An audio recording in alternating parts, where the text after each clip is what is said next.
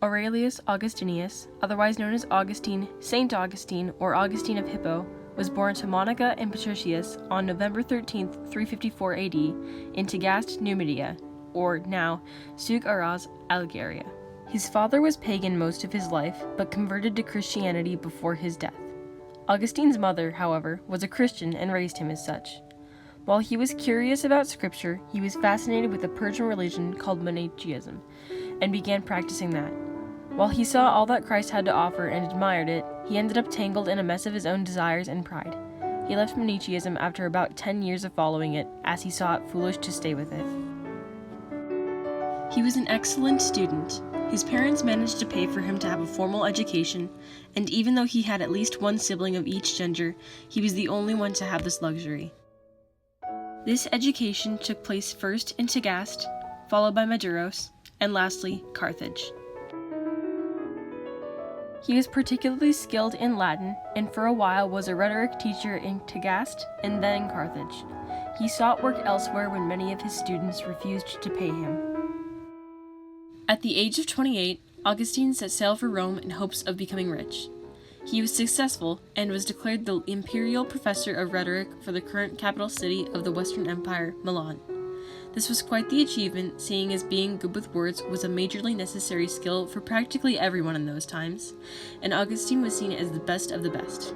Being that he was so highly esteemed and in such a position, he and his family were expecting the reward for his actions would be nothing short of a provincial governorship. While in Milan, he found God. He decided then to distance himself from the temptations of the city, began a new life of abstinence, and at 33 years old was baptized as a Christian by choice. Then he quit his teaching job, moved away from Milan, and pursued a private life for the next 4 years. He returned to Tagaste, his hometown, where he became a squire, took care of his family's property, and raised his son Adeodatus, who his lower-class long-term lover left him.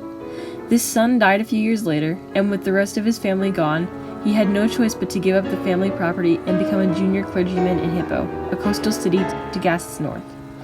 In this, his faith took a turn for the better. He began writing solely in God's name, and these writings were only further elevated by his intellect. Because of his vast expanse of knowledge and skill, Augustine's writings and sermons were seen as quite the admirable achievement by all. With bits and pieces only those of utmost intellect would fully understand, yet still understandable and with an incredible passion for these words that it appealed to the general populace as well. He became a presbyter in 391 and a bishop somewhere between 395 and 396, which he remained for the rest of his life.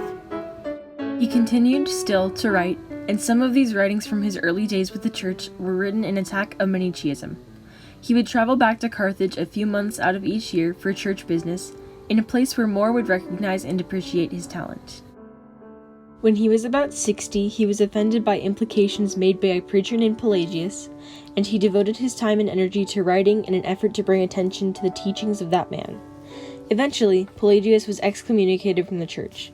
Constantine tried to get another controversial preacher, Bishop Julian of Eclanum, excommunicated, but he died before doing so. Augustine had made a reputation for himself as a respected and powerful writer, and his books were well known throughout Gaul, Spain, Italy, the Middle East, and the Mediterranean. In the years after Constantine's death, religion in Carthage began to crumble, and Augustine saw this as his chance to promote his own brand of Christianity. Augustine and Bishop Aurelius fought back the newly established Donatism, and in 411 an official representative was sent to Carthage to resolve the dispute. The vote was in their favor. In the year 399, he published his book titled The Confessions, one of his greatest works both as a general and in the world of Western thought, along with The City of God and Enchiridion. Over 5 million words of his writings have survived to modern day. These books remain great literary works and helped to shape the Christian way of thinking through times both medieval and modern. Augustine is also credited for much of how we see Christianity and God today. His interpretation, influenced by Plato or Neoplatonism, was the first to describe God in such a way as infinite and eternal. While this concept has certainly been brought up before, Augustine was the first to back up his claim with such an intellectual account, featuring much logic and evidence. According to an OregonState.edu article, for him, believing and understanding were interrelated states of mind, and that's a direct quote. Another quote, this one from Encyclopedia Britannica, describes him as one of the Latin fathers of the Church and perhaps the most significant Christian thinker after St. Paul. Augustine's intellect, understanding of philosophy, and ability to argue with reason aided him in interpreting and professing the Bible as unified in its own doctrine and God as a transcendent being. The view of an infinite and eternal God was expressed first by Augustine and grounded in biblical evidence. He also insisted that truth-seeking was a part of genuine faith.